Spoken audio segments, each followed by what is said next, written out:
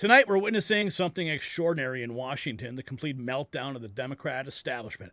Senator Elizabeth Warren is literally shrieking about RFK Jr.'s refusal to protect Big Pharma. Bernie Sanders is having an unhinged rant about onesies. Even Senator Fetterman, who's now celebrating the Laken Riley Act, shows how the ground is shifting. But here's what's really happening. The old media power structure is crumbling. When the White House received over 7,400 new media requests in just 24 hours, it confirmed what we've been telling you: the establishment's monopoly on information is over. And while the establishment elites panic about losing their grip on power, Americans are facing real health challenges. Just like these politicians need to get their priorities straight, isn't it time you prioritize your blood pressure? Nearly half of all adults are struggling with high blood pressure, and this revolutionary formula is changing lives. It's a triple action solution that helps manage blood pressure, cholesterol, and weight naturally. Visit boostwithgary.com for a 40% discount and take control of your health while Washington loses control of their narrative. That's boostwithgary.com. Speaking of the narrative, here it is. Elon Musk, 14 hours ago, quote tweeting Arthur McWaters, "The media outrage is much more about trying to get Trump than it is about morale or practical questions of deportation. Trust in the media is absolutely down." Look at those numbers. Elon Musk says, for good reason, he says, legacy media is dying. 33 Senate Democrats voted against protecting Americans from foreign invaders. 156 House Democrats voted against protecting Americans from foreign invaders. Laken Riley's life didn't matter to them. Never forget. But we know Donald Trump has officially signed that into law. And here's Pocahontas. Let's listen in. Work for drug. His answers are he intends to continue to make money off his anti-vax position. Look, he says he won't go to work for drug companies because the American people have a right to know that the decisions made while he is Secretary of HHS are only for the good of the American people.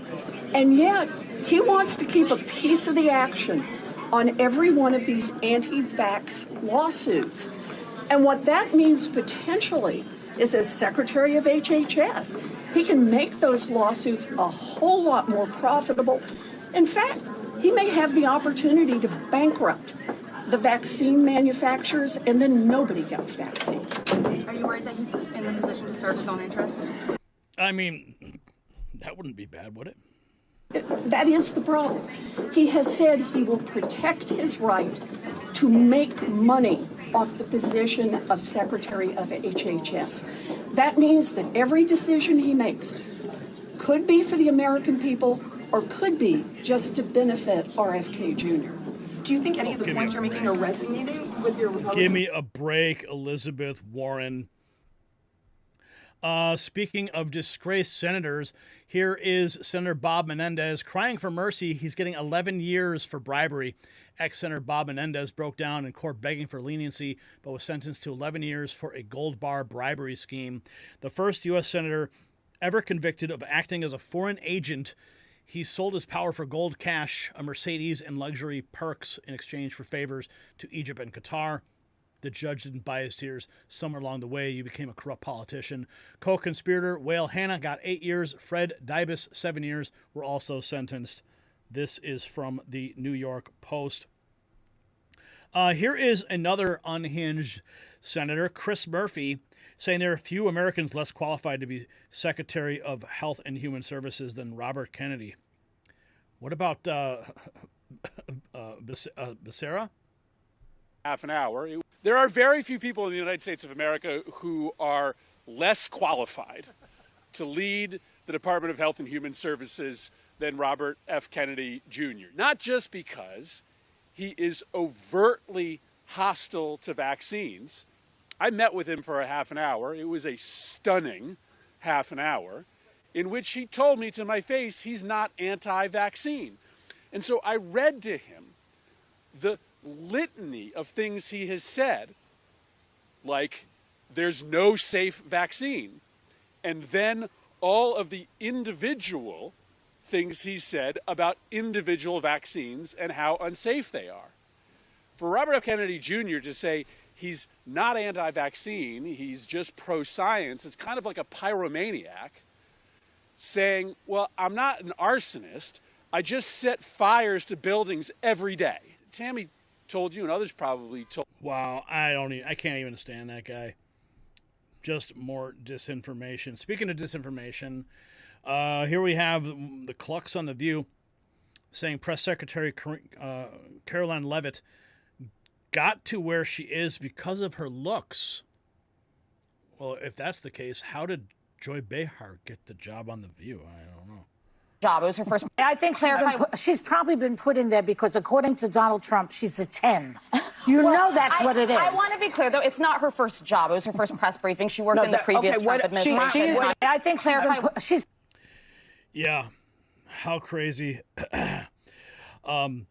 And, you know, speaking of Caroline Leavitt, you know, the press secretary has announced that the media will be permitted, the new media, people like myself, will be permitted into the White House. And I want to just, if you missed my previous announcement, I have officially submitted my application. I bypassed the traditional means because we have a friend at the White House who told me who to email directly inside the White House in the communications team. Emailed them. I got an email back with a PDF, filled it out, send it back. She told me previously that if I'd never been there before, that I have to come in on February 13th and actually go to the White House. I asked her specifics about that. She sent me another form, filled it out, and she said, just show up at the press gate on this date and time, and I will bring you into the White House. So I'm officially going into the White House February 13th. I'm super excited about it. 7,400 people, as I stated, have all applied to go do this. I think that we were able to bypass that because of our connections, and we will I'm hoping that we will get submitted to the actual press side. I was told I'm getting a hard pass, which means that I will have a hard pass press credential. I don't believe it's going to be the social media side. We're going to wait and see what happens, but this is huge news, and I'm really excited to announce this to you guys right here on the Next News Network. So we're going to take the fight right to Washington, right to the swamp, and you guys are going to go along with me for the ride. Here is Bernie Sanders showcasing the onesies sold by an organization he claims RFK Jr. runs. Pro-vaccine, you want to ask questions. You have started a group called the Children's Health Defense. You're the originator. Right now, as I understand it, on their website, they are selling what's called onesies. These are little things, clothing for babies. One of them is titled Unfaxed, Unafraid. Next one, and they're sold for $26 a piece, by the way. Next one is No Vax, No Problem. Now, you're coming before this committee and you say you're pro-vaccine. Just want to ask some questions. And yet your organization is making money selling a child's product to parents for $26, which casts fundamental doubt on the usefulness of vaccines. Can you tell us now that you will, now that you are pro-vaccine, that you're going to have your organization take these products off the market? Senator, I have no power over that organization. I'm not part of it. I resigned from the board. Yeah, that was just a few months ago. You founded that. You certainly have power. You can make that call. Are you supportive of this?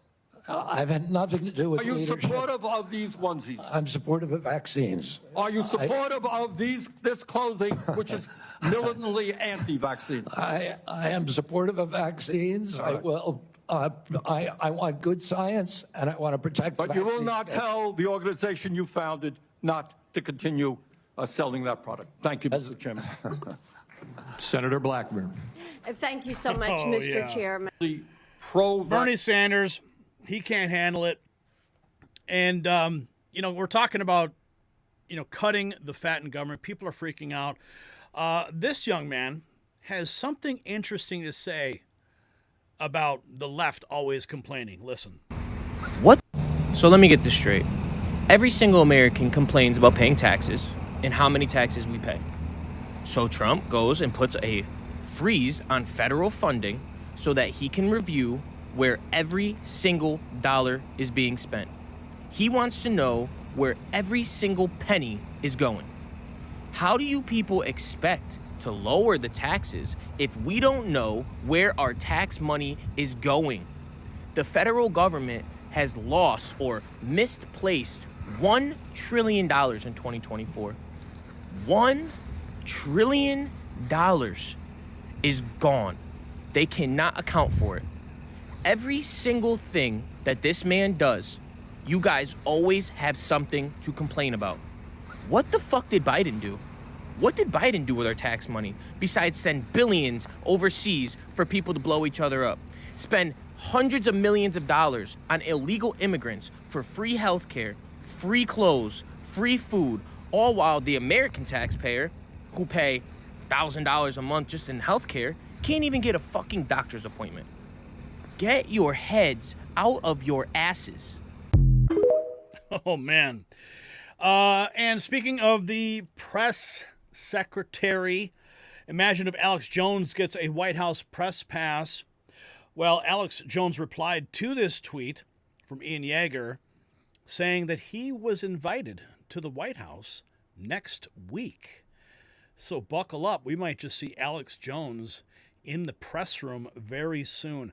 And we have an update. There was a plane crash. I'm going to get to that in a second here, Caroline Levitt. But I want to play this clip again because it's really important. It's close to my heart, and I know it's close to you guys because there is this entire administration is changing the game. And this is when she was talking about the social media influencers and podcasters going into the White House press room. To do this, and in keeping with this revolutionary media approach that President Trump deployed during the campaign, the Trump White House will speak to all media outlets and personalities, not just the legacy media who are seated in this room. Because according to recent polling from Gallup, Americans' trust in mass media has fallen to a record low. Millions of Americans, especially young people, have turned from traditional television outlets and newspapers to consume their news from podcasts, blogs, social media, and other independent outlets.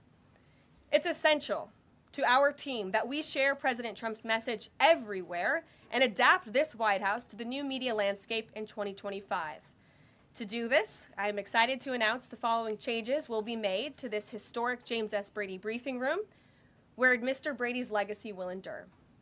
This White House believes strongly in the First Amendment, so it's why our team will work diligently to restore the press passes of the 440 journalists whose passes were wrongly revoked by the previous administration. We're also opening up this briefing room to new media voices who produce news-related content and whose outlet is not already represented by one of the seats in this room. We welcome independent journalists, podcasters, social media influencers, and content creators to apply for credentials to cover this White House. And you can apply now on our new website, whitehouse.gov/newmedia. Starting today, this seat in the front of the room, which is usually occupied by the press secretary's staff, will be called the new media seat. My team will review the applications and give credentials to new media applicants who meet our criteria and pass United States Secret Service requirements to enter the White House complex.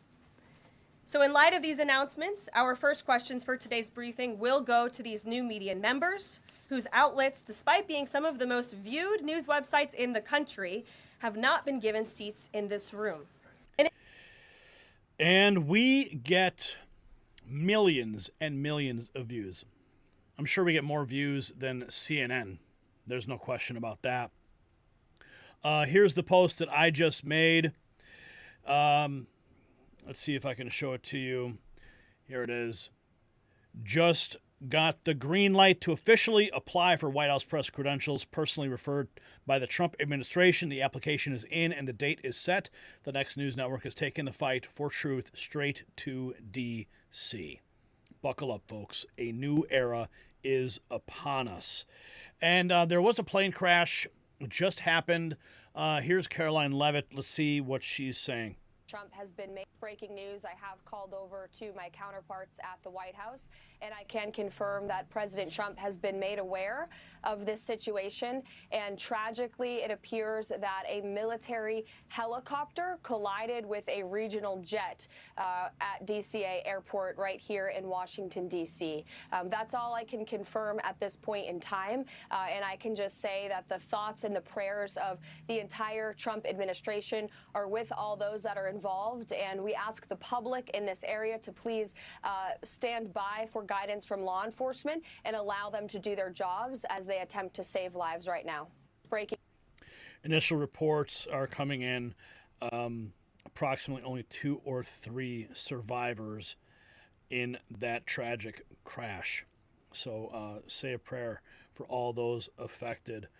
And here's somebody who appears to be affected by something else.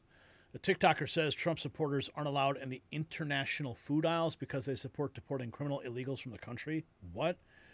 Okay. I better not see you. If you're pro-Trump, I better not see you in the international section. Y'all don't get to reap the benefits of people you're kicking out of the country.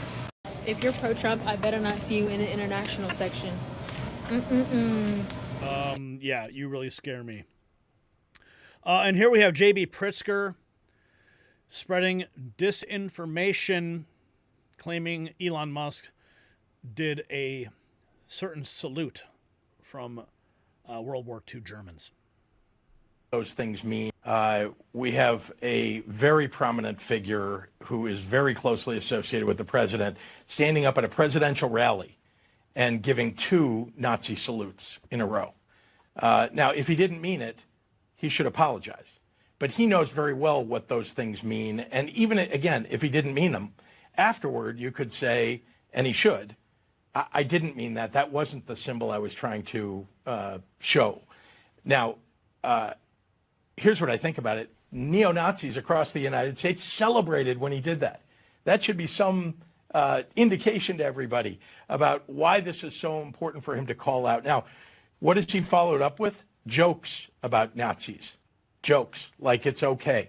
And then showing up in a video presentation to the far right folks who are the most anti-Semitic in German politics, and and standing up for them and telling them, I'm for you. That's bad for the United States. It's bad for Jews across the world.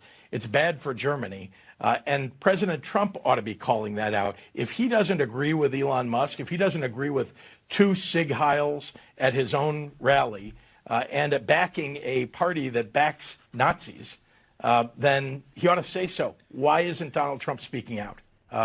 Because he didn't do that. He doesn't need to, because you're spreading lies, Pritzker. You are spreading lies, and you are a disgrace. Here's another disgrace. Tim Kaine, the senator, telling federal employees to ignore Trump's offer to quit with pay. And they received an email that said, from the administration,